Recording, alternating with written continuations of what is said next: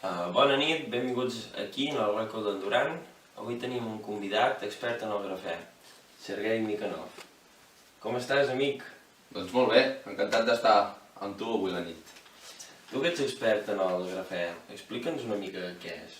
Doncs el grafè seria un al·lòtrop del carboni, molt similar al granit, del qual s'obté el grafè. És una de les múltiples síntesis a partir de la qual se'ls pot obtenir.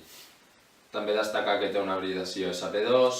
Ja, però no aprofundeixis tant. Anem a efectes pràctics. Per exemple, en el tema de la salut i la medicina.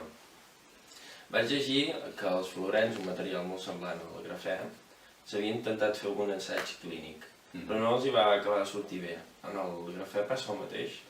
Sí, es podria dir que sí. El grafè, gràcies a la seva estabilitat, a la seva adaptabilitat i a la seva resistència, és un compost que s'utilitza per a produir implants en teixits neurològics. En una universitat tècnica de Múnich es va dur a terme un experiment en el qual es corrobora que el grafè es pot utilitzar en l'àmbit de la medicina. És fantàstic, no?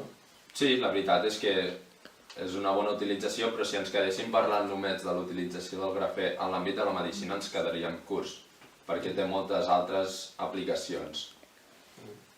Digue'm, tu escoltes música? Sí, sóc un amant del jazz i el blues. I estàs content amb els teus auriculars? Porto uns que m'han regalat la Renfe. Doncs t'interessaria saber que fa un any enrere, 2 anys enrere, van sortir uns auriculars fets de grafè. Amb això no et vull dir que siguin tots els auriculars fets de grafè, sinó la membrana que vibra per produir el so, que està feta de grafè i millora la percepció del so. Llavors jo crec que disfrutaries molt més de la guitarra d'en B.B. King amb aquests auriculars fets de grafè que no amb aquests que et van donar la Renfe. Si me'n regales uns, poder... La veritat és que estan bastant cars i tenen una sortida al mercat bastant complicada. Igual que et diria que les bateries de grafè. Bateries de grafè, aquest material és l'hòstia. Sí, la veritat és que sí. Fa res va sortir una notícia, no sé si l'hauràs escoltada, en la que uns americans d'una universitat d'Estats Units van fer un experiment en el qual van substituir el liti convencional per fer les bateries per grafè. I van veure que aquestes bateries duraven un mes i es recarregaven en 15 minuts. Carai, m'hauria estalviat alguns drames que tinc amb la mestressa. Encara estàs casat? Sí, i ara em volen fer criar. Doncs ja me'n passaràs alguna foto dels nens. Parlant de fotos, abans de l'entrevista m'he llegit un article per no vindre amb una maca d'ou.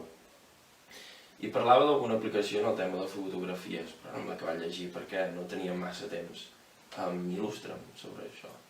Sí, la veritat és que el grafè és un compost que permet obtenir un sensor fotogràfic 1000 vegades més sensible que els normals. Això, sumat a que gràcies a la seva conductivitat elèctrica aconsegueix captar les zones fotogràfiques, per dir-ho d'alguna manera, d'una manera més prolongada, doncs, parlant en un terme perquè ens entengui la gent, l'audiència, doncs sí, millora la qualitat fotogràfica. Així tindria unes fotos a l'Instagram fantàstiques. Sento dir-te que això en les càmeres del mòbil encara no està per veure, no es pot utilitzar encara. Esperava obtenir algun altre follower dels que tinc. Però tranquil que el grafè no fa miracles i qui és lleig, és lleig. Bueno, després d'aquesta miserable intervenció d'en Sergei, ens anem despedint. No, un moment, sento interrompre't, però m'agradaria parlar d'una última aplicació que crec que és bastant social i bastant interessant del grafè. Sempre has de donar la nota a l'últim moment, no has canviat. Veuràs que t'estic arreglant el programa, veuràs que t'agradarà. Doncs il·lustra'ns. Doncs l'última que et volia parlar és la filtració de l'aigua a partir de grafè nanoporós. Estàs parlant de desalinització, no? Sí. Tots sabem que amb aquest tema del canvi climàtic i de l'escassetat d'aigua es vol treure l'aigua d'on sigui. Però els processos de desalinització de l'aigua del mar, per exemple, són molt cars, que són els més utilitzats per obtenir aigua. Aquesta filtració d'aigua amb el grafè nanoporós és un compost que permet treballar a baixes pressions i reduir els costos d'aquesta desalinització.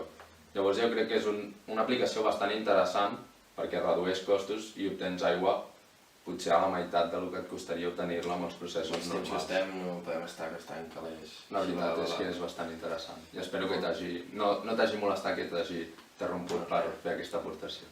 Valia la pena, la gent ho entendrà. Bé, ara sí, ens despedim. Moltes gràcies per estar aquí, Sergi. De res, un plaer a tu per convidar-me.